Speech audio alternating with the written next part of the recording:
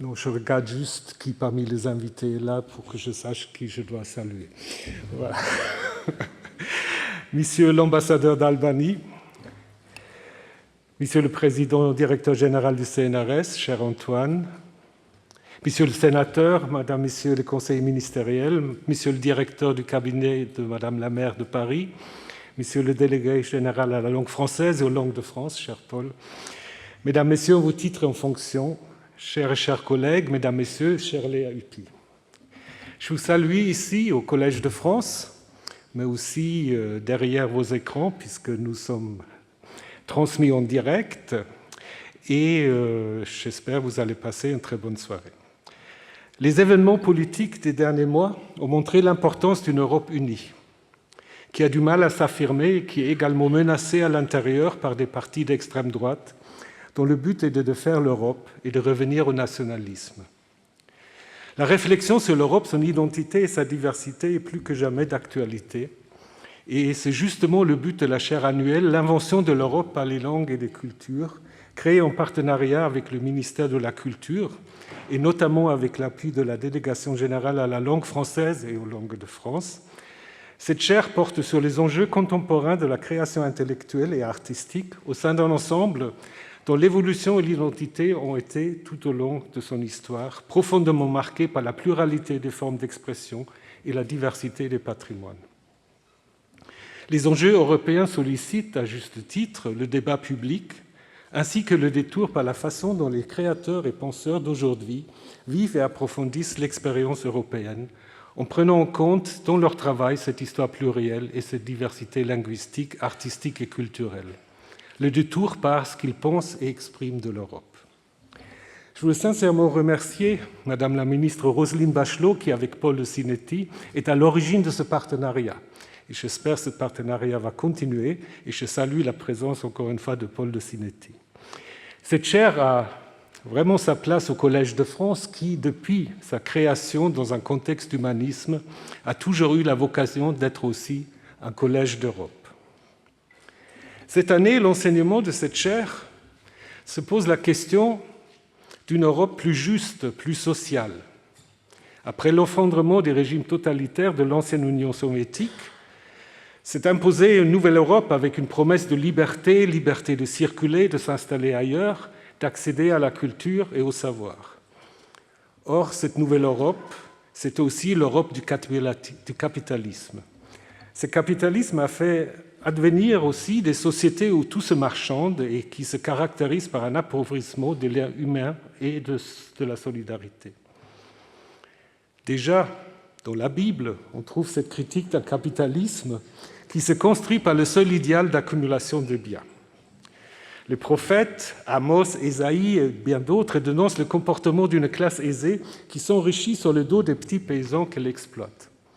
Dans le Nouveau Testament, l'évangile de Luc, la parabole de l'homme riche, critique l'idée selon laquelle la vie d'un être humain ne peut se construire que dans l'accumulation des biens matériels. Face à ce désenchantement vis-à-vis d'un capitalisme triomphant, quelle alternative faut-il promouvoir ?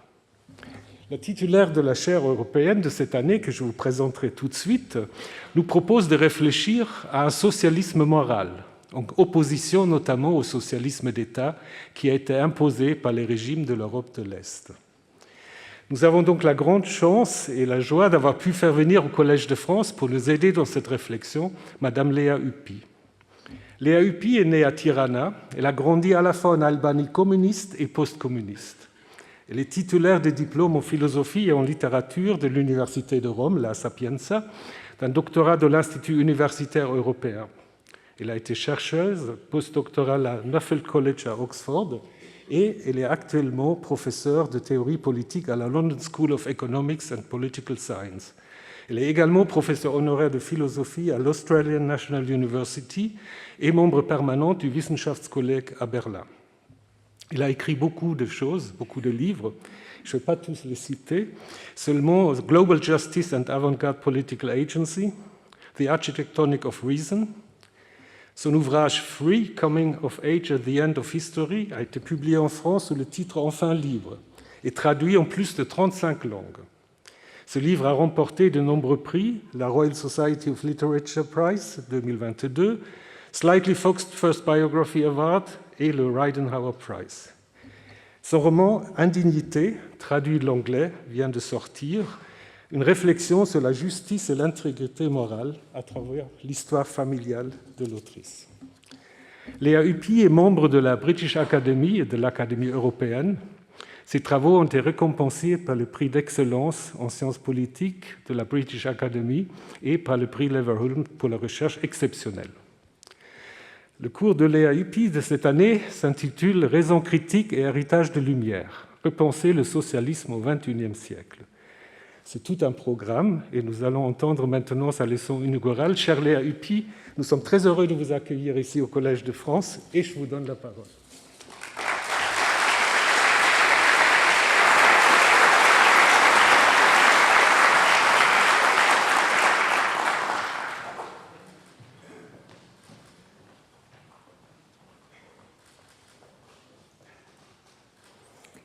Cher Monsieur l'administrateur du Collège de France, cher Monsieur l'ambassadeur de l'Allemagne en France, Mesdames et Messieurs les professeurs, Mesdames et Messieurs, chers collègues, chers amis, je commence par adresser mes plus vifs remerciements au ministère de la Culture et sa délégation générale à la langue française et aux langues de France, ainsi qu'à l'Assemblée générale des professeurs, pour la confiance qu'ils m'accordent avec la nomination sur la chaire annuelle L'invention de l'Europe par les langues et les cultures.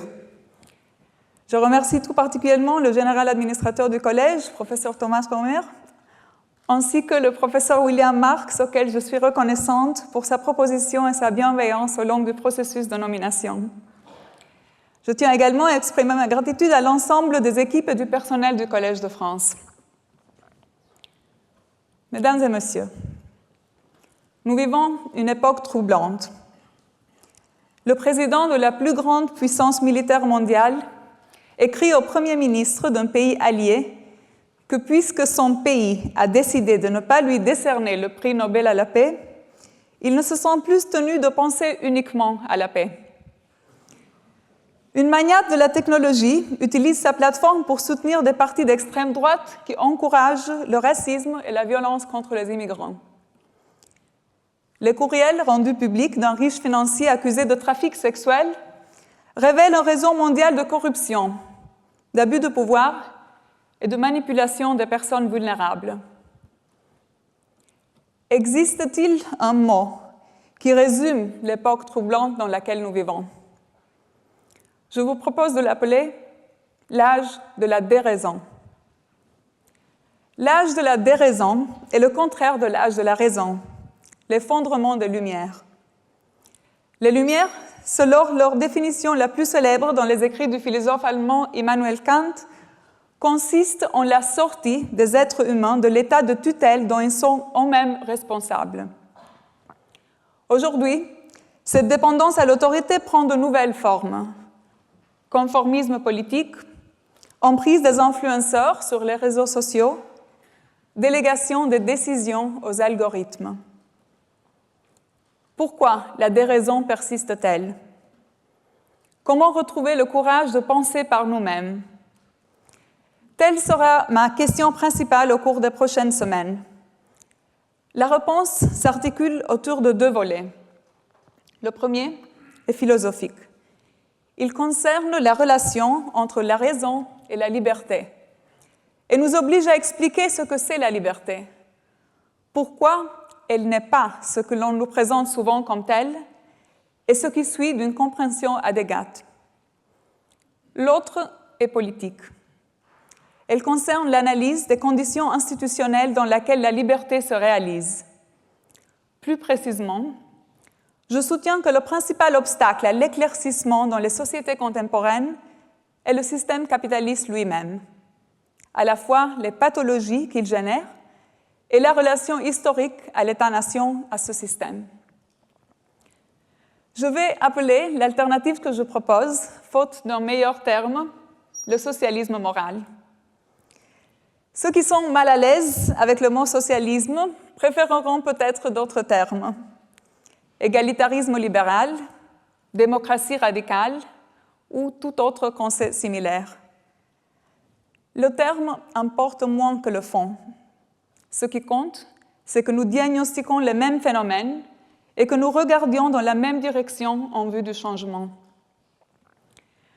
Pour ma part, je préfère le socialisme moral car je doute que nos problèmes puissent être résolus simplement en changeant d'étiquette, malgré les efforts des experts en marketing pour nous persuader du contraire.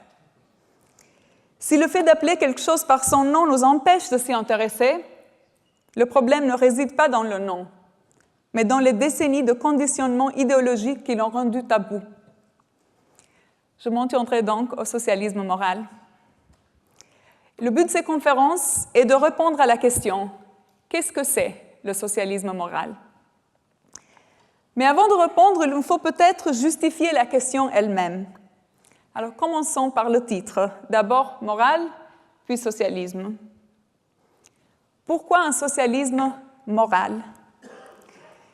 Et là, je pourrais plaisanter et vous dire, mais préférez-vous la version immorale? Et vous me direz peut-être, mais non, ni l'un ni l'autre. Donnez-nous plutôt du capitalisme. Peut-être la version européenne sans les excès américains. Quel est le problème? Nous avons plusieurs semaines pour explorer cette question, mais voici une première réponse rapide. Le capitalisme moral est un oxymore. La racine du mot capitalisme est capital, une chose.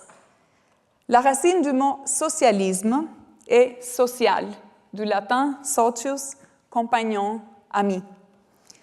Or, la moralité concerne avant tout les relations entre les personnes.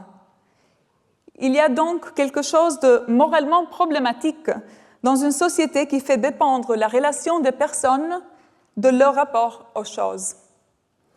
Je reviendrai sur cet argument dans les prochaines semaines. Une partie de ma réponse est que le capitalisme sape le concept de liberté qui est au cœur de la tradition des Lumières que j'essaye de faire revivre. L'employeur qui paie le salaire minimum pour maximiser ses profits, la société pharmaceutique qui brevette et fixe des prix inaccessibles pour ses médicaments, les plateformes d'information qui ne favorisent que les clics et l'extraction des données personnelles, tous traitent les êtres humains comme de simples moyens pour atteindre une fin, celle d'accumuler du capital dans un but lucratif. Défendre la raison, c'est refuser de confondre la liberté avec l'égoïsme érigé en système. C'est construire des institutions qui placent la responsabilité morale au cœur de la vie politique. Alors revenons donc au second mot, dans le couple socialisme-moral. Qu'est-ce que le socialisme? Selon une vieille blague, le socialisme est la transition douloureuse du capitalisme au capitalisme. Et l'histoire ne dément pas entièrement cette ironie. Certes, même si le socialisme ne faisait qu'améliorer légèrement le capitalisme, cela mériterait notre attention. Mais j'opte pour une réponse plus philosophique.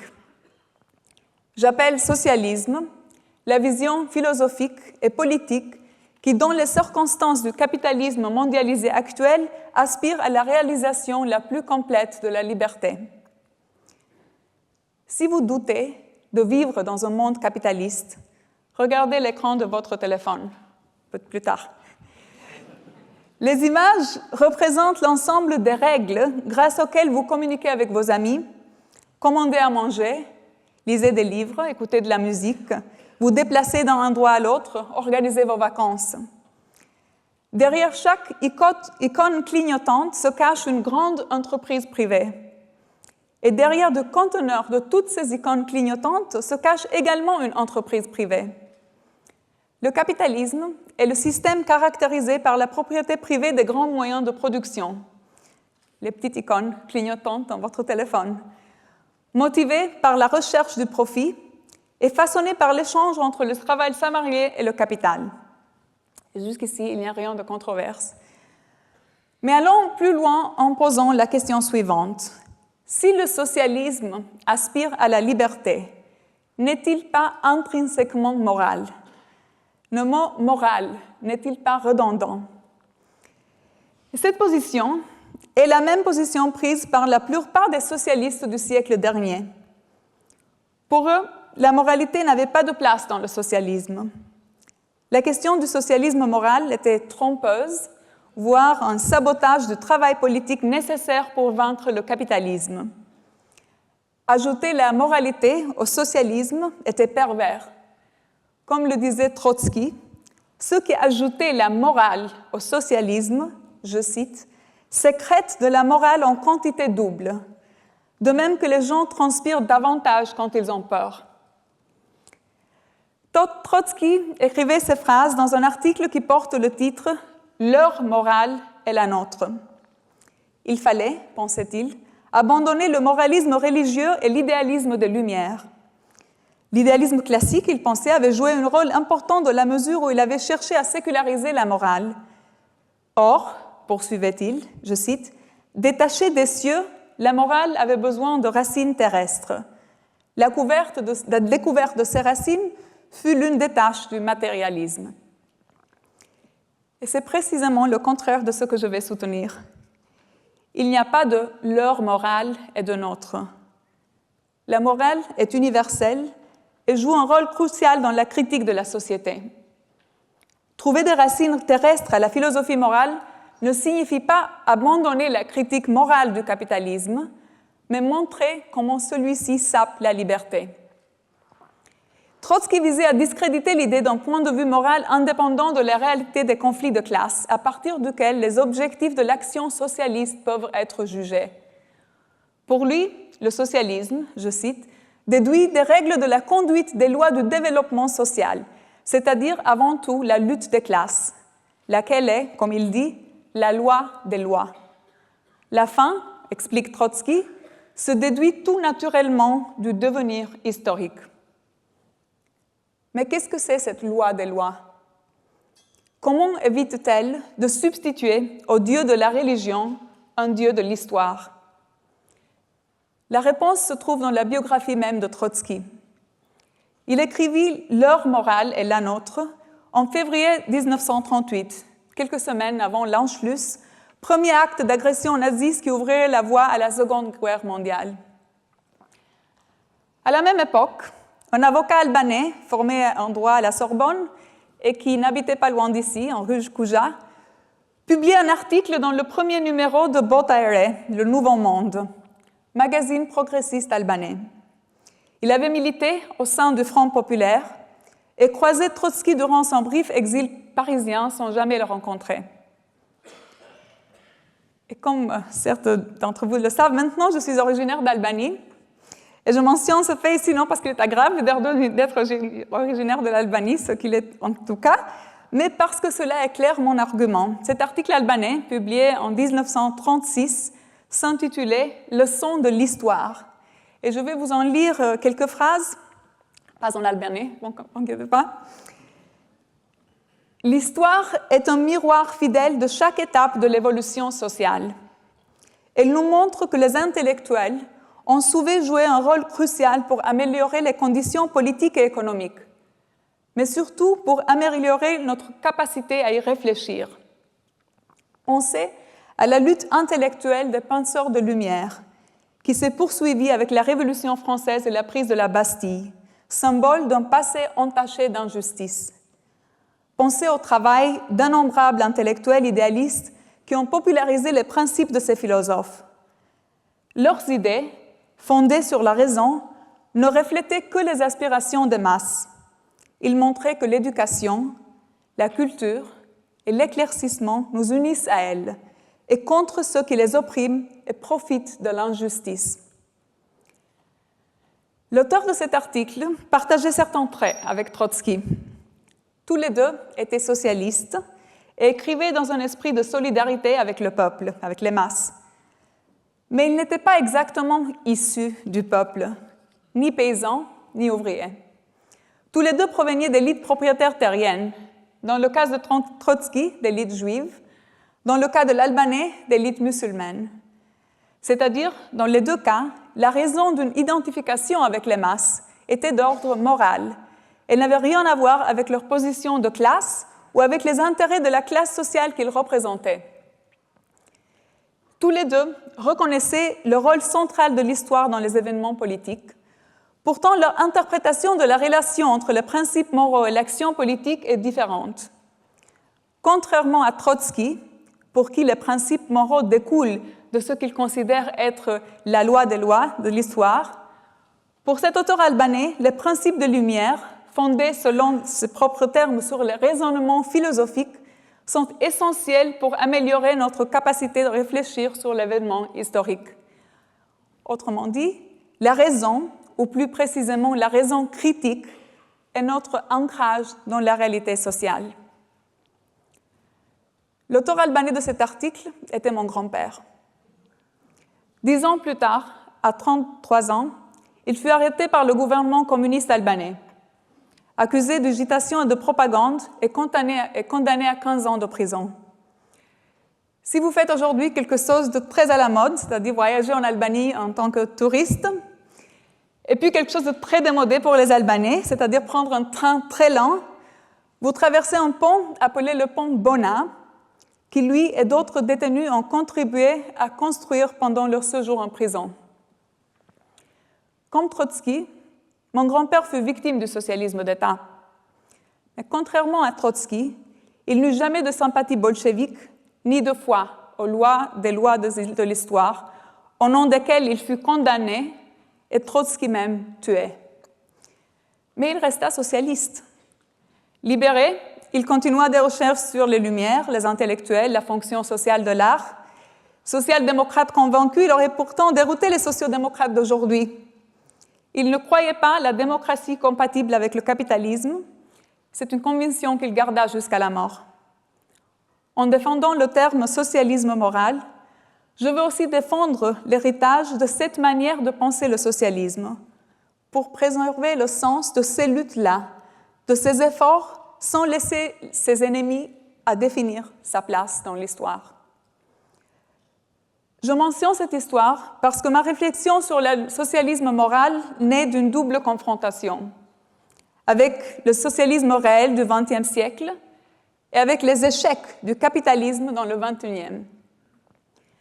Les sociétés post-communistes restent hantées par ce passé, mais leur malaise ne traverse pas les démocraties libérales, où la gauche discute du socialisme comme si le socialisme réel n'avait jamais existé. Cette incapacité d'affronter l'échec du socialisme d'État tout en réimaginant les alternatives, cette tendance à reléguer cette histoire à un passé sans leçon, explique beaucoup de nos malheurs. La crise de la gauche, la montée d'extrême droite, les divisions entre l'Est et l'Ouest européens. En Albanie, comme dans plusieurs autres pays d'Europe de l'Est, le socialisme est suspect. Seule l'histoire compte. La philosophie a été discréditée. En Ouest, c'est l'inverse. La gauche rejette avec paternalisme l'expérience réelle du socialisme. Seule la philosophie semble compter. L'histoire peut être oubliée, surtout celle des lieux lointains. Comment concilier une approche philosophique qui rétablit la désirabilité morale du socialisme avec une critique historique rigoureuse? Mon effort naît de ce double malaise. D'un côté, la tradition de ce que nous appellerons le socialisme immoral, la tradition de l'heure morale est la nôtre, qui a été poursuivie à un prix humain très élevé au XXe siècle. De l'autre côté, l'accumulation des échecs des sociétés capitalistes, qui nous acceptons au nom du réalisme, qui naturalise l'absence d'une alternative crédible, tant intellectuelle qu'en politique, et nous condamne à considérer le capitalisme comme le seul système viable. C'est ce que l'histoire récente a montré. À la fin de la guerre froide, la gauche européenne fut rapidement cooptée dans la transformation néolibérale. La gauche occidentale, libérée du fardeau du socialisme d'État, salua un nouveau ordre mondial promettant prospérité, démocratie et droits de l'homme. Ces slogans lui valurent des succès électoraux et une influence sur l'intégration européenne. Mais cela signifiait aussi la fin d'un projet d'alternative. Le changement ne pouvait plus venir que de l'intérieur de l'ordre juridique existant. La gauche abandonna l'émancipation mondiale pour la réforme nationale, la politique au sens fort pour l'administration, et ne cherchait plus qu'à apprivoiser le capitalisme, jamais à le remettre en question. Et nous pouvons maintenant voir les résultats. Les inégalités croissantes, les disparités régionales persistantes, les cycles de crise mondiale financière qui érodent l'État social, souvent imposés par la gauche elle-même. Et sur le plan international, la complicité dans les guerres humanitaires qui ont porté le chaos au Moyen-Orient et aussi aux Balkans. Les projets de troisième voie, qui consistaient à combiner démocratie et capitalisme par les réformes juridiques et politiques nationales, a été considérablement discrédité. Les partis politiques ont cessé d'être des vecteurs d'engagement politique pour devenir des machines à gagner des élections. Les analystes ont cessé de s'intéresser au contenu de leurs programmes et ont commencé à commenter la façon dont leurs dirigeants s'habillaient. Avec cette réduction de la démocratie parlementaire à des machinations politiques, les lieux de lutte collective et d'organisation politique se sont érodés. La dissidence et la résistance ne s'expriment plus que par des gestes individuels, des actes isolés de boycottage, désengagement, signalements vertueux pour les réseaux sociaux. Et pourtant, la seule critique du statu quo vient de l'extrême droite. En attaquant les élites libérales et la mondialisation, elle propose un diagnostic d'aliénation qui résonne, mais elle remplace le dépassement des différences de classe par les conflits ethniques, la solidarité internationale par le ressentiment nationaliste. Devinez-vous qui a déclaré il y a quelques ans qu'il était léniniste? C'était Steve Bannon, alors stratègue politique en chef de Donald Trump. Et ce n'est guère une alternative morale au status quo. Lorsque je dis qu'il n'y a pas d'alternative morale au status quo, je ne nie pas l'existence des critiques du capitalisme. Elle abonde dans les universités, les mouvements sociaux, certains partis politiques. Théorie postcoloniale, justice environnementale, mouvements anti-guerre, techno-utopisme, défense des droits de l'homme, tous alimentent les débats publics. Mais ils le font depuis une position de faiblesse et de fragmentation. Tous ont renoncé à proposer une alternative cohérente, fût-elle complexe en interne, au système qui régit nos vies. C'est pourquoi il faut renouer avec le projet des Lumières, retrouver une analyse de la société fondée sur la raison, sur la capacité critique et un concept de liberté capable de tisser ces divers projets en un récit commun.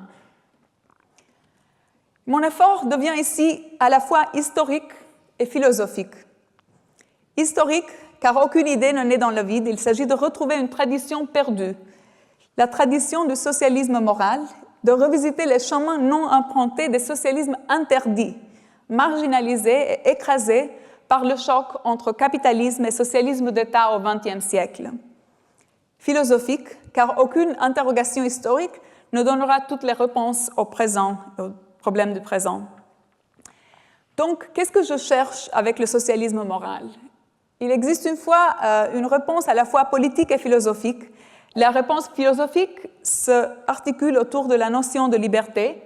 Sur le plan politique, je propose une critique du capitalisme qui pourrait convaincre même ceux qui ne sont pas favorables au socialisme d'État et au socialisme tel qu'il est traditionnellement compris. C'est un foyer politique pour ceux qui partagent mon malaise à l'égard de l'héritage historique du socialisme d'État, mais qui aussi refusent de normaliser les oppressions du capitalisme. Contrairement à l'opinion courante, selon laquelle les idées socialistes promeuvent l'égalité et la justice, tandis que les idées libérales sont axées sur la liberté, la tradition du socialisme moral défend les mêmes idées de liberté qui sont au cœur du libéralisme. Il les radicalise simplement et on montre les limites dans leur application capitaliste, notamment lorsque la liberté se trouve réservée à des catégories spécifiques, citoyens d'un État donné, membres d'une classe particulière. Le socialisme moral pousse jusqu'à leurs conséquences les plus exigeantes les idées de liberté au cœur du projet libéral et des Lumières. Il relie liberté individuelle et liberté sociale, faisant ainsi progresser le projet des Lumières. Si vous voulez un slogan, je vous le donne. Le socialisme et le libéralisme sont le capitalisme. Je vais exquiser les éléments de cette approche du socialisme moral dans ce cours et deux figures principales la dominent, Immanuel Kant et Karl Marx. De but controversé parce qu'il s'agit de concilier deux traditions apparemment opposées, l'une idéaliste, inspirée par la critique de la raison des Lumières, l'autre matérialiste, ancrée dans la critique marxiste du capitalisme. Et à première vue, elle nous semble incompatible. Kant met l'accent sur la supériorité de la bonne volonté. Marx voit l'impuissance et la misère des bourgeois allemands. Pour Kant, la liberté est un fait de la raison. Pour Marx, la raison est une construction sociale. Kant valorise les relations contractuelles dans la fondation de l'État. Marx les dénonce comme coercition déguisée. Kant interprète le monde. Marx veut le transformer. Kant aboutit à une forme de théologie rationnelle. Marx détruit la religion. Kant refuse le droit à la révolution. Marx exhorte les classes dirigeantes à trembler de peur devant elle. J'espère quand même montrer qu'il existe une réponse plus nuancée. Mais d'abord, permettez-moi de rendre hommage aux géants sur les épaules desquels repose ma version du socialisme moral, ces penseurs et militants politiques du 19e et 20e siècle qui tentèrent de concilier les traditions et furent marginalisés par la violence physique mais aussi intellectuelle du siècle dernier. Parmi les figures clés en Allemagne, on trouve Hermann Cohen, Karl Vorländer et Hans Staudinger, mais aussi Edward Bernstein, le fondateur de la social-démocratie, qui ont tous cherché à intégrer des éléments de l'idée de Kant sur l'autonomie, la loi morale et la dignité humaine avec les critiques marxistes du capitalisme. Dans le contexte autrichien, plusieurs auteurs, Max Adler, Otto Bauer, Karl Renner, ont également tenté d'adapter et d'intégrer les idées de Kant sur l'éthique et la politique et la théorie marxiste, développant plusieurs réflexions originales sur le droit, la société et la culture socialiste démocratique.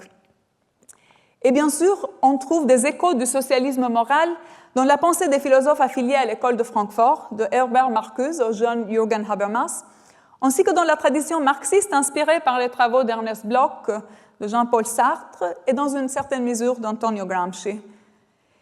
Dans les milieux plus académiques, il y a Lucien Goldman, philosophe d'origine roumaine influencé par la philosophie du jeune Georg Lukács, qui a tenté aussi d'interpréter certains éléments de la philosophie de Kant dans une perspective socialiste et qui rejette la représentation du progrès historique comme un déroulement inexorable de lois strictes, le comparant plutôt au pari de Blaise Pascal sur l'existence de Dieu, et soutenant que l'histoire philosophique doit être considérée comme un pari, une tentative incertaine d'interpréter la liberté et les conséquences de la liberté.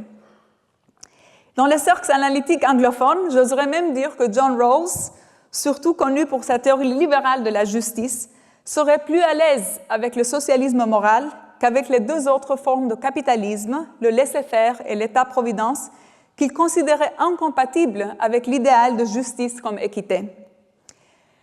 Et donc, il s'agit là d'une sélection très rapide, plutôt superficielle.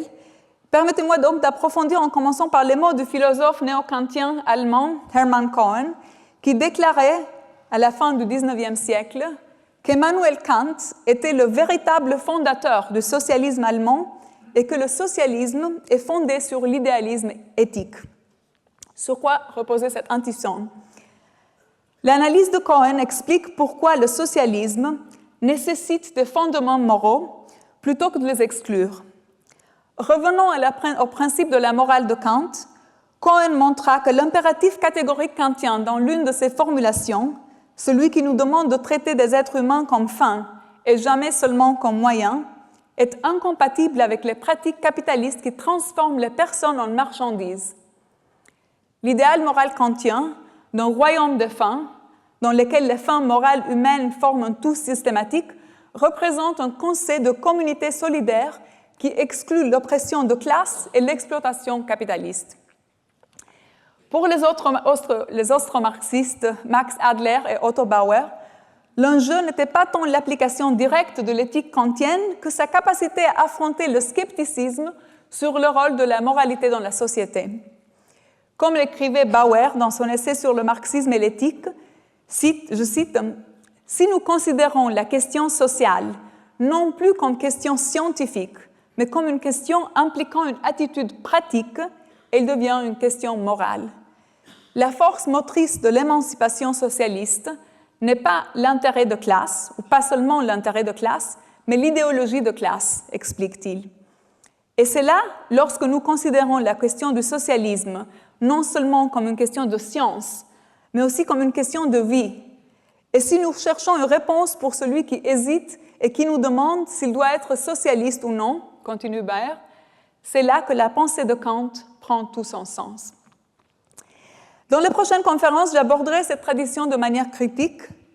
Si la critique morale du capitalisme par Cohen reste fondamentale, et si les marxistes autrichiens avaient raison d'insister sur la force motrice de la moralité, nous devons ainsi aller au-delà de la philosophie morale pour explorer la philosophie kantienne du droit, y compris le problème de la liberté extérieure et les conditions juridiques nationales et internationales nécessaires à sa réalisation.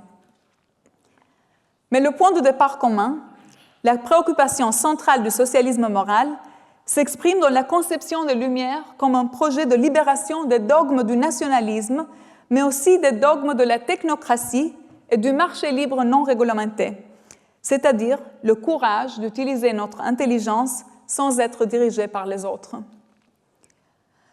Pourtant, le projet des Lumières est aujourd'hui très décrié, tant par la gauche que par la droite. Il est décrié par la droite parce que la réflexion critique, le courage de penser par soi-même, qui constitue la devise des Lumières, a toujours été une menace à la soumission nécessaire à l'autorité. Mais il est également décrié par la gauche postcoloniale, qui reproche aux Lumières la brutalité, la domination et le paternalisme qui ont souvent caractérisé les rencontres entre les États européens avec le reste du monde. Cette critique contient une vérité, mais manque de nuances. C'est vrai que l'universalisme des Lumières a souvent été utilisé comme arme de domination et que les États européens ont souvent justifié la violence coloniale au nom de la civilisation, du progrès et de la raison.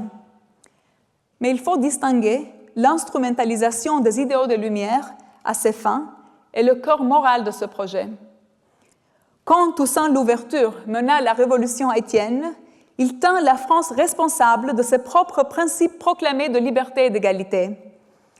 De même, lorsque les mouvements anticoloniaux réclamèrent l'indépendance de l'Empire, ils le firent souvent en mobilisant le langage de la liberté, retournant ainsi les conseils des Lumières contre leurs détenteurs européens. Le problème, donc, n'était pas l'universalisme, mais son application hypocrite. Nous n'avons pas eu trop de lumière en Europe, mais pas assez. Les critiques postcoloniales contiennent des idées importantes, mais attention aux conséquences involontaires.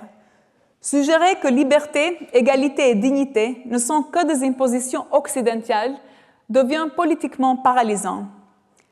Cela sert ceux qui justifient l'oppression par les différences culturelles en oubliant que tous les Européens n'ont pas bénéficié du libéralisme européen et que tous les non-Européens n'ont pas tous été victimes. Il y avait de la complicité par les colonies aussi. La complicité des élites des pays pauvres est aussi condamnable que celle des élites dans les pays riches. Donc, abandonner l'universalisme pour le particularisme culturel n'est pas la solution.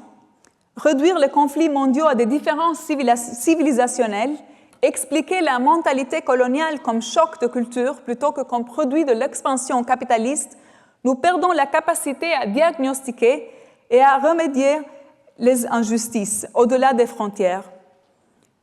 Donc, l'universalisme nécessaire n'est pas celui qui masque les intérêts de nos élites économiques et politiques, mais celui qui reconnaît notre humanité commune et notre situation partagée d'assujettissement à des structures mondiales d'oppression.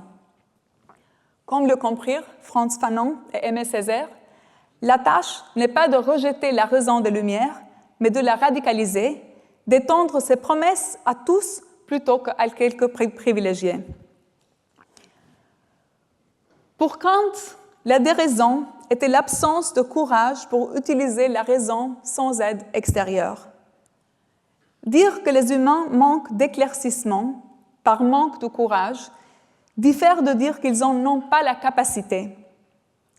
La capacité concerne notre aptitude innée à comprendre, le courage, notre volonté à agir. C'est une question de motivation, de lien entre les choix individuels et les structures globales où ils s'inscrivent. Mais le courage ne relève pas seulement de l'éthique individuelle, il doit être canalisé politiquement. Le courage individuel, avec les Lumières, devient un projet public, l'usage public de la raison.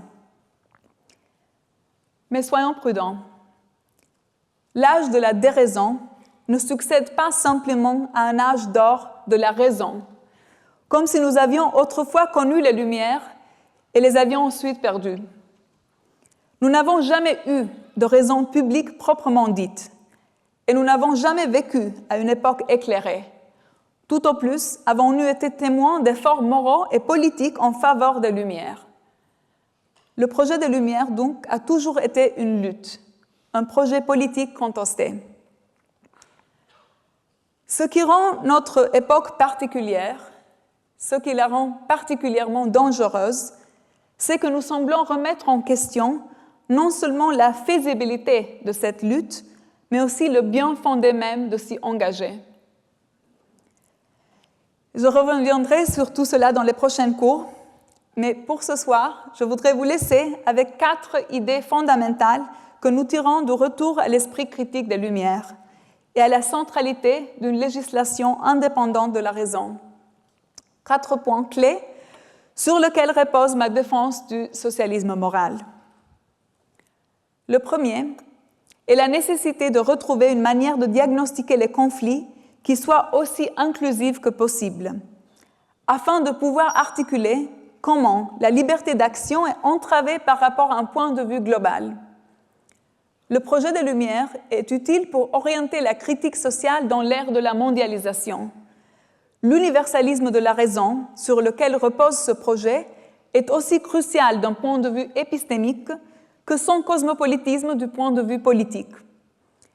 Des crises environnementales à la réglementation des technologies, de l'échec des marchés capitalistes à l'autoritarisme politique, nos problèmes sont mondiaux et nos efforts pour réfléchir à des solutions doivent être également mondiaux. Il n'y a pas de retour à des formes simples d'identité pour naviguer la complexité de notre époque. Deuxièmement, les Lumières sont une philosophie pour penser la crise. Elles sont émergées à une époque de grands bouleversements, marquée à la fois par une révolution scientifique et culturelle et par un effondrement de la foi dans les valeurs hiérarchiques et des autorités traditionnelles. Récupérer l'héritage des Lumières, c'est revenir au projet de la raison comme fondement de la critique sociale. Cela m'amène au troisième point. Nous devons retrouver le concept de raison comme législation universelle en distinguant les fins universelles par les intérêts particuliers. L'humain est au centre du bien comme du mal dans l'histoire. En réfléchissant à l'origine de nos capacités humaines, les Lumières ont défini un rôle pour la raison qui trace une voie difficile entre le scepticisme et le dogmatisme. C'est aussi exactement la voie dont nous avons besoin. Nous devons lutter contre le scepticisme, car avec le scepticisme seul, il n'y a pas de foi en l'humanité. Mais nous devons également lutter contre le dogmatisme, car avec le dogmatisme seul, il y a trop de foi et pas assez de critique de l'autorité et des différentes formes de manipulation idéologique. Enfin, mon quatrième point. Nous devons inscrire notre réflexion dans une perspective de paix et de cosmopolitisme. Le cosmopolitisme des Lumières nous a offert les premières réflexions sur le monde globalisé, un monde d'États qui se font la guerre et où la guerre semble une condition inévitable des relations internationales. Paradoxalement, Kant voyait dans la guerre, plus précisément dans la irrationalité de la guerre, une raison d'être optimiste. Selon lui, l'intensification des conflits entre les intérêts des États et l'expansion commerciale mondiale finirait par rendre, comme il dit, je cite, « l'influence de chaque bouleversement dans un État de notre partie du monde sur tous les autres si perceptible qu'une nouvelle configuration politique devrait nécessairement émerger. Il imaginait une future fédération cosmopolite dont le monde passé, il disait, nous offre aucun exemple. Mais le monde a fini par produire un tel exemple, bien qu'imparfait. Kant avait prédit qu'après les dévastations de la guerre, la nature aurait poussé les êtres humains vers ce que la raison même aurait pu leur indiquer. Cette prophétie sembla se réaliser lorsque, dans les camps de prisonniers de Ventotene, où Mussolini avait relégué ses adversaires démocrates, Altiero Spinelli et Ernesto Rossi rédigèrent un manifeste plaidant pour une Europe fédérale, dans laquelle les États seraient liés non par la conquête, mais par la coopération. Il y proposait la séparation des pouvoirs, la démocratisation de l'économie et l'inclusion culturelle. Ce document est à l'origine de la Communauté européenne du charbon et de l'acier et après de l'Union européenne. Dans un discours prononcé devant le Parlement italien en mars l'année dernière, la première ministre Giorgia Meloni a cité le manifeste de Ventotene. Elle a déclaré « Je ne sais pas si c'est votre Europe, mais ce n'est pas la mienne. » Et elle avait raison. Le projet européen des droites extrêmes n'est pas celui du manifesto de Ventotene. C'est le projet de ceux qui ont été faits emprisonner, Spinelli et Rossi. Leur Europe n'est pas l'Europe de Meloni. Leur Europe n'est pas l'Europe inventée par les langues et les cultures. C'est une Europe des plus forts qui écrase les plus faibles. C'est une Europe où les États se font la guerre. C'est une Europe où les immigrés sont déportés. Je vous propose, au contraire, de revenir au manifesto de Ventotene, de revenir au droit cosmopolite. Il s'agit d'un système de liberté relationnelle globale composé du droit privé, du droit public, du droit international et du droit cosmopolitique. Ces ordres juridiques ne sont pas empilés les uns sur les autres comme des petites boîtes Ikea, mais intégrés de manière systématique, comme l'explique Kant. Lorsque l'un d'eux fait défaut, tous les autres s'effondrent.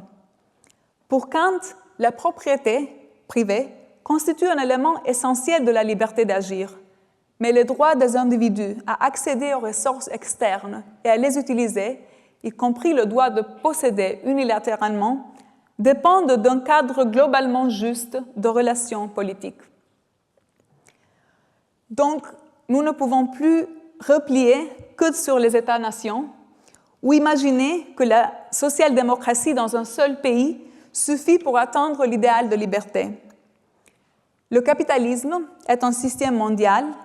Ces relations d'exploitation dépassent les frontières et dépendent en fait de la segmentation du monde en unités politiques concurrentes.